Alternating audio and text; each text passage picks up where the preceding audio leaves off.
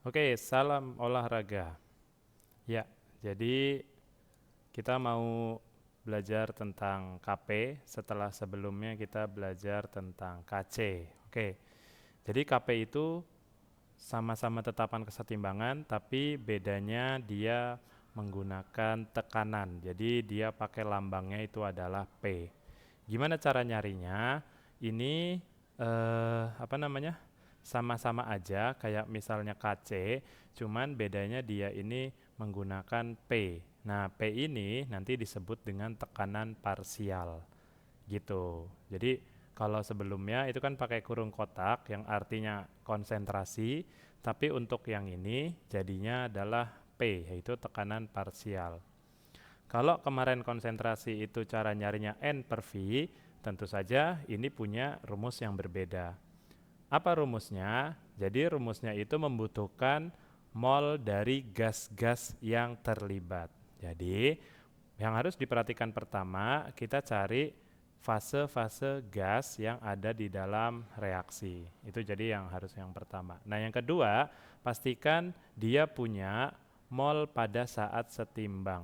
Jadi sama seperti kemarin KC, ini harus menggunakan mol yang setimbang. Nah, otomatis nanti kita akan melakukan hal-hal yang diperlukan untuk memperoleh mol setimbang. Oke, cara nyarinya kayak gini. Ini ada mol gas yang ingin dicari. Jadi anggaplah ini X-nya saya ganti dengan A, maka maksudnya adalah mol gas A dibagi mol total gasnya. Jadi di situ gasnya ada berapa, jumlahin aja semua mol totalnya. Terus kemudian tinggal dikali sama P total. Oke, biar nggak ribet lagi, kita akan coba masuk ke contohnya. Yang pertama, ini ada soal eh, penguraian PCl5. PCl5 ini sebanyak 6 mol gas terurai dalam wadah tertutup.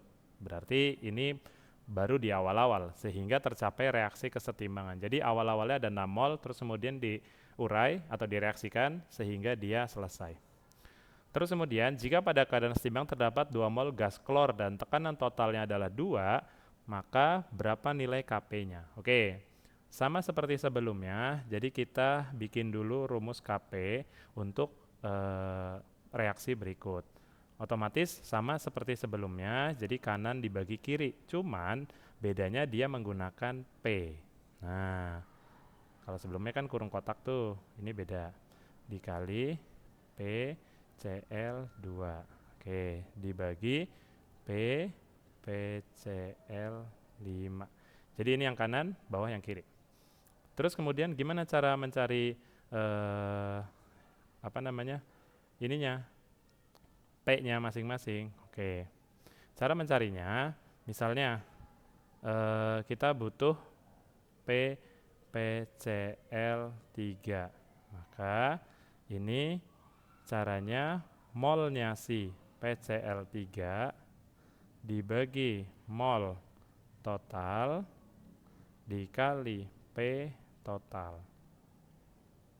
Jadi ini sesuai sama rumus yang ini tuh, mol gasnya dibagi mol total dikali P total. Jadi sama kayak gitu. Kalau misalnya buat yang PCl2 gimana? Berarti Cl2 sama dengan mol Cl2 dibagi mol total dikali P total. Oke. Terus kemudian kalau misalnya PCl5 gimana? Berarti P PCl5 sama dengan N PCl5 dibagi mol total dikali P total. Jadi semuanya ini butuh yang namanya mol total dan P total. Nah, kalau emang di soal udah tersedia ya bagus, tapi kalau belum, maka kita harus cari dulu. Seperti biasa, kalau misalnya kita analisis, ini di sini awalnya ada 6 mol, terus kemudian yang setimbang cuman gas klornya aja. Jadi sisanya kita harus cari tahu pakai MRS, karena dia nggak ngasih tahu, belum setimbang. Oke, jadi seperti sebelumnya kita pakai MRS, ini kita bikin reaksinya dulu. Terus kemudian M, R, S. Dia bilang awalnya ada 6 mol ini. Terus kemudian pada saat keadaan setimbang terdapat 2 mol gas klor. Berarti pada saat setimbang ini ada 2 mol gas klor. Gas klor itu berarti Cl2. Nah, kalau sudah, ini kan berarti kan belum ada nih awalnya nih.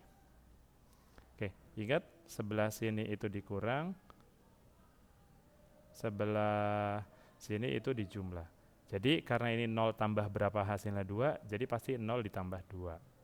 Terus karena koefisiennya ini sama semua, ini 1, 1, 1, jadi otomatis ini juga 1. Atau seperti yang sebelumnya caranya, bagi terus kali dulu. Oke, itu sama aja. Oke, terus kemudian 6 dikurang 2, 3, 0 tambah 2, 2. Jadi inilah hasil mol pada saat setimbang. Nah, dari sini kita bisa menentukan mol total. Jadi, mol total berarti kan ada 3 ditambah 2 ditambah 2. Dari mana? Dari sini, sini, sama sini. Jadi pada saat setimbang tuh mol totalnya berapa? 3 tambah 2 itu berarti kan 7 ya. Oke. Jadi semuanya tinggal dimasukin aja hasilnya. Oke. N PCl3. PCl3 itu 2 per 7 dikali 2 ATM karena P totalnya 2. Oke, ini 4 per 7. Terus kemudian di sini ini Cl2 itu berarti 2 sama per 7 kali 2. Berarti sama dengan 4 per 7. Terus untuk di sini ini 3 per 7 kali 2. Kenapa 7? Karena mol totalnya 7. Oke, ini 6 per 7. Kalau sudah, tinggal kita masukin.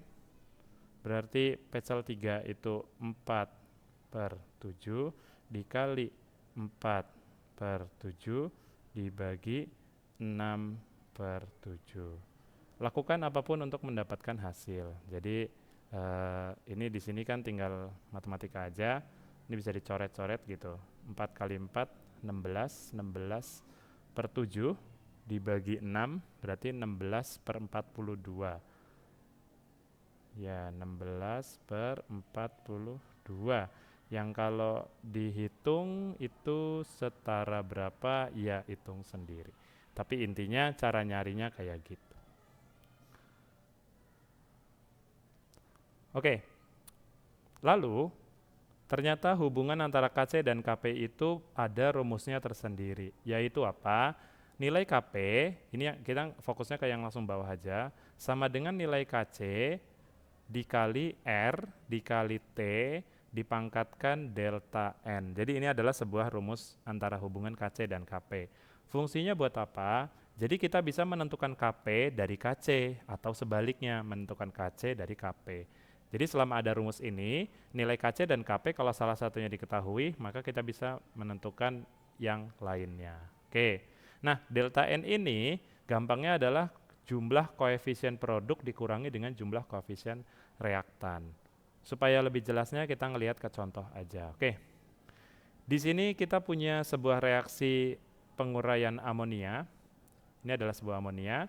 Terus kemudian ini mungkin kita lihat koefisiennya ada 2, di sini koefisiennya 1, ini koefisiennya ada 3. Jadi untuk koefisien yang kanan, jadi kita langsung lihat reaksinya aja dulu ya. Ada 2, dan untuk koefisien yang kiri, ini jumlahnya ada 1 dan 3 berarti 4. Oke. Nah, terus kemudian dia pada suhu sekian memiliki nilai Kc-nya sekian. Berapa nilai Kp-nya? Oke. Berdasarkan rumus yang tadi ini, kita bisa kopas aja. Jadi Kp sama dengan Kc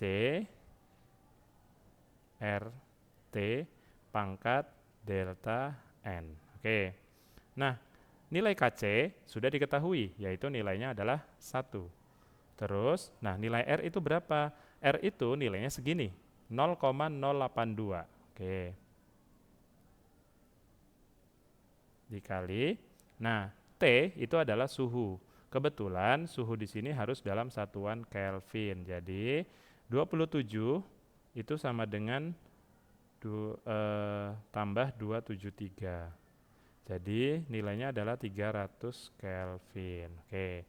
Jadi kita ngisi ini 300 Kelvin. Nah, terus Delta N itu jumlah koefisien produk selisih gitu dikurangi dengan koefisien reaktan. Jadi sebelah, ini salah ya, ini maksudnya adalah kiri, maklum kiri kanannya kadang suka nggak lulus, oke. Jadi kanan dikurang kiri maksudnya. Jadi selisihnya 4 dikurang 2. Ini pangkat. Dah, ini tinggal urusan matematika aja. Jadi maksudnya adalah 0,082 kali 300 dipangkatkan 4 minus 2. Yang hasilnya berapa ya? Berarti 246.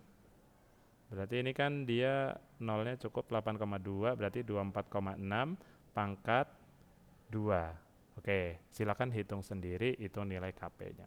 Intinya apa? Intinya adalah kita bisa mencari nilai KP atau KC asal salah satu diketahui. Nah, syaratnya pakai rumus ini apa? Syaratnya adalah harus dapat suhunya. Karena tanpa suhu, maka dia tidak bisa dikerjakan. Oke, kira-kira kayak gitu. Nanti sisanya bisa coba dilanjutkan sendiri. Oke, bye.